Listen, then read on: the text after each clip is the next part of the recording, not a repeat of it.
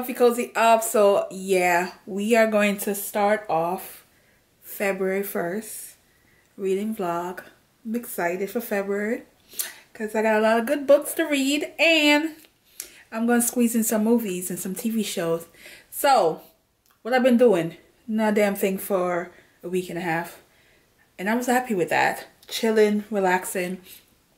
And a part of it is I've been in my bed a lot because, you know, it was comfy, and then I realized it wasn't so comfy writing in my bed. So guys, let me show you what I got. It was a game changer. Nobody told me about this.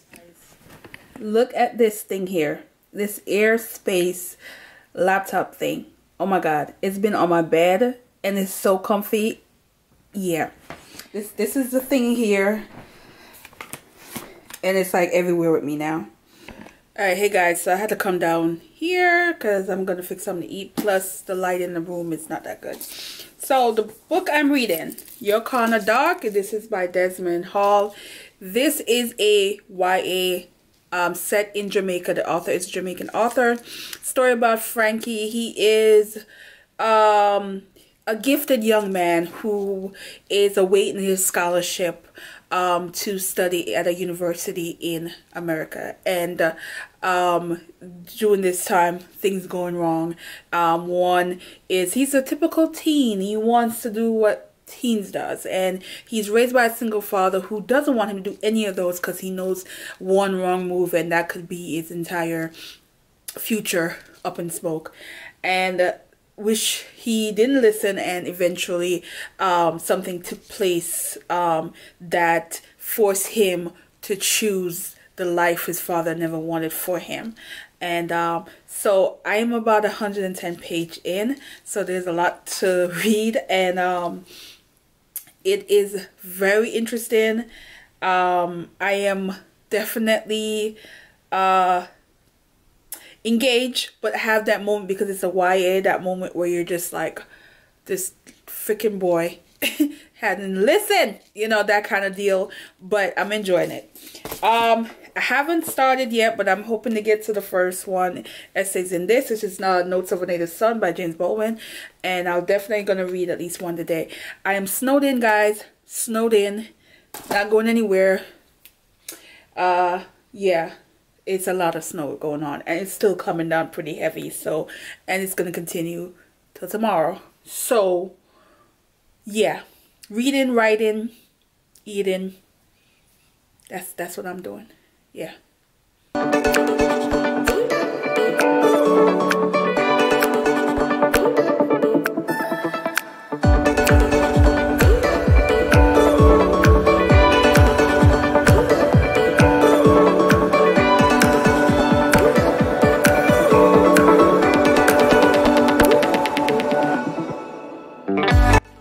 So, good morning. I am yeah, I look crazy right now, but I have to go shovel my car out. This is round one because I know it's gonna take a couple of rounds.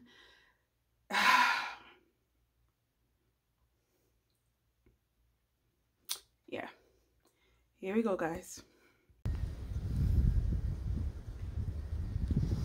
I'm tired already. Just to get to the car is a journey. All right, here I go. Oh, shit.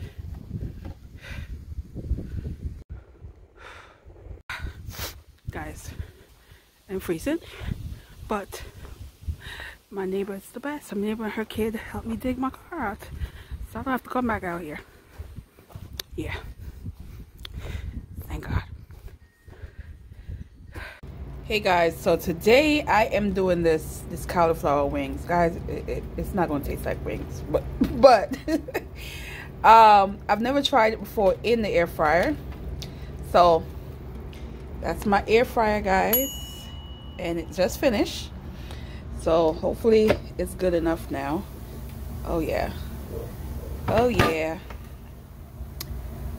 So I am going to put it in the sauce. It's not that much sauce, guys, but that's the sauce. One thing I could say about this package, they lied, because it's not that much sauce you get. Because this is as much sauce you get, guys. Anyway, I just tasted it. It tastes really good. It don't taste like no damn chicken, but it tastes really good. So I'm gonna eat it with salad. Guys, this is dinner.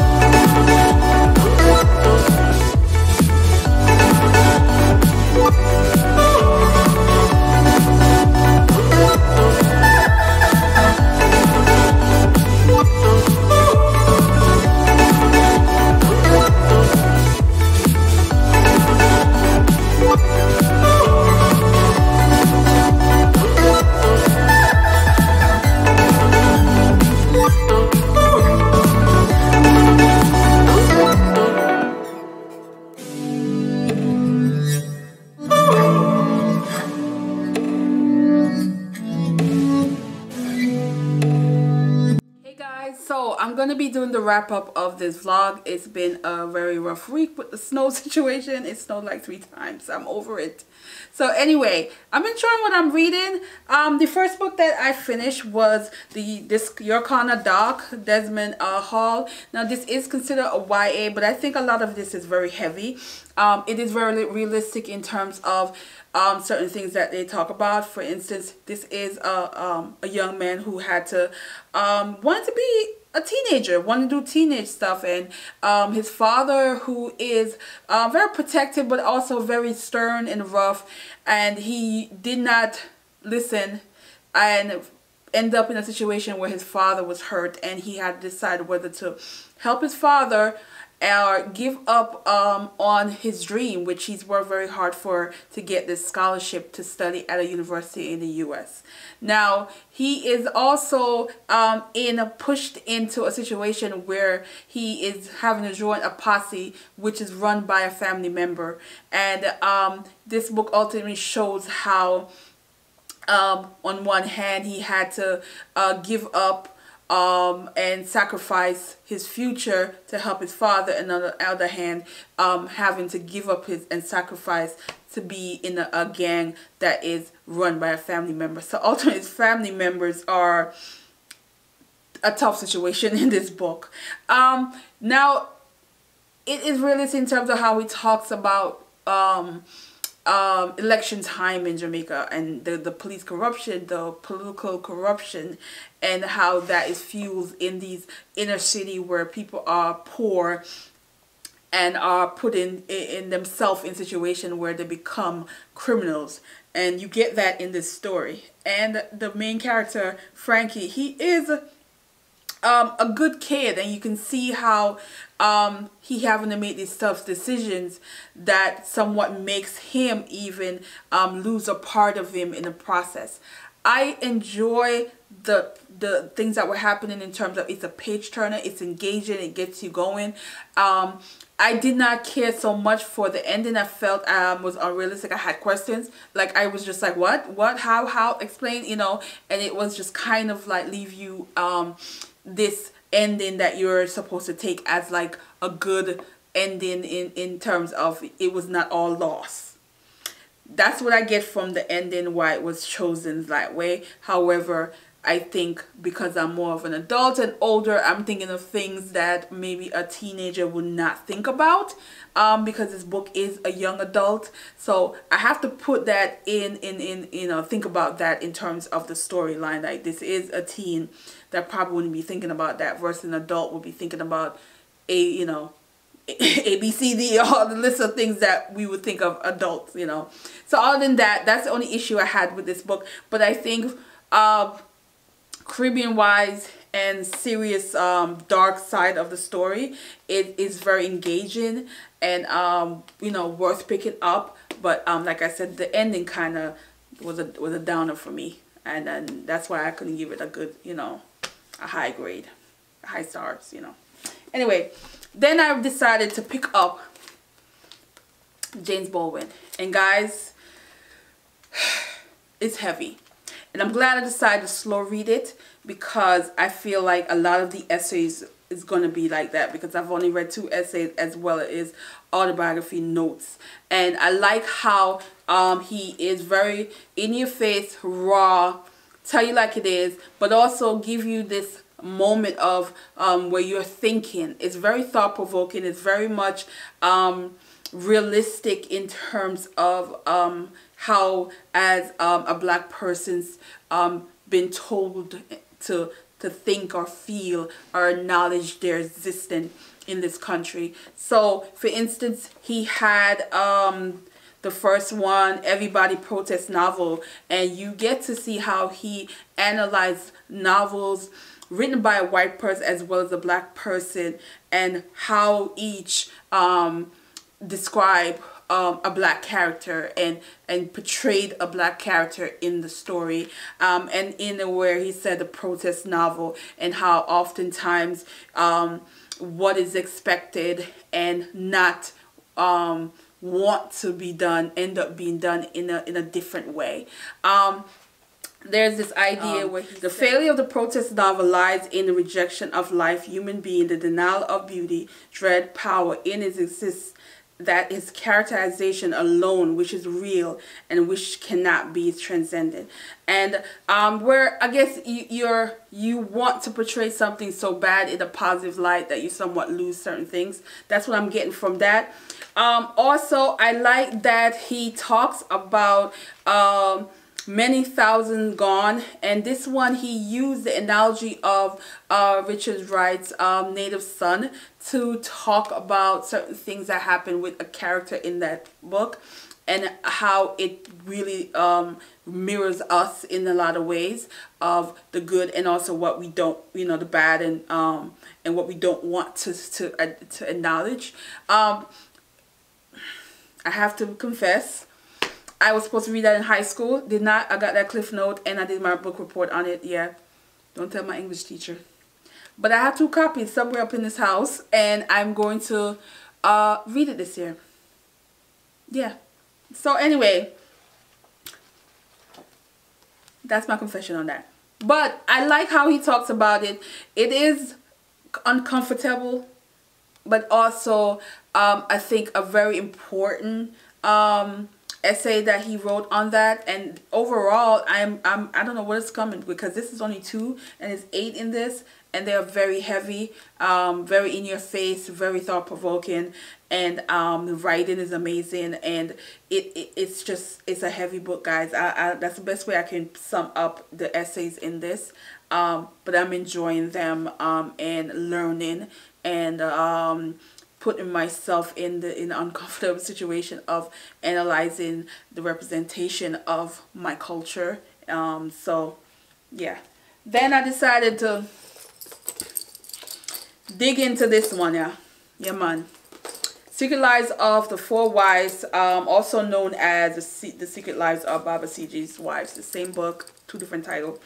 And this one I'm enjoying it. Polygamy is not my thing when it comes to books. I always feel bad for the women.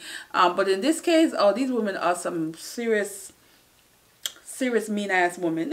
So it's three wives who are holding on to a secret. Fourth wife comes in and might expose that secret, but you learn very early on what the secret is. And it's a cultural shame when it comes to that, because it's always expected that one side is the issue. So with that, you are seeing how the length of what they would do and what they would say to get this woman out the way. And also that fourth woman have her own share of secrets and her own share of why she would make herself get involved with this family dynamic when she's very educated. She comes from a family that don't need to be in that she don't need to be in that situation. They are against it. But you see why she decided to do that.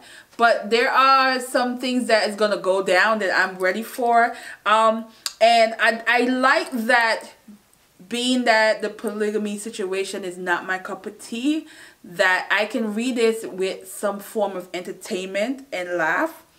Because at first I was just like, oh God, let me find out how this is going to work out. But it is entertaining. Especially the first wife, I mean, she's just brutal. And so we'll see how this is going to show down and how the secret's going to be exposed.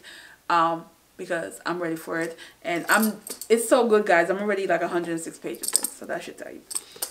So I'm going to end this here, and I am going to edit and relax for the night, because I'm off, and for the weekend, yeah. So thanks for watching, guys. And ooh, go check out the blog. I have been trying to post twice a week, so I have some new posts. Also Instagram, DD's Riso Lit. It's going strong, and we're posting, so go check those out. Also on my yoga fitness Instagram page, I've been doing 21 days of yoga. So every day I have been trying to get my balance and my strength back, so I can do certain things with my body that I used to do freely. Now I'm struggling, but you get to see all that process. I am not holding back, so you do see me struggling, but it's there. So go check it out, and thanks for watching, guys, and have a good day.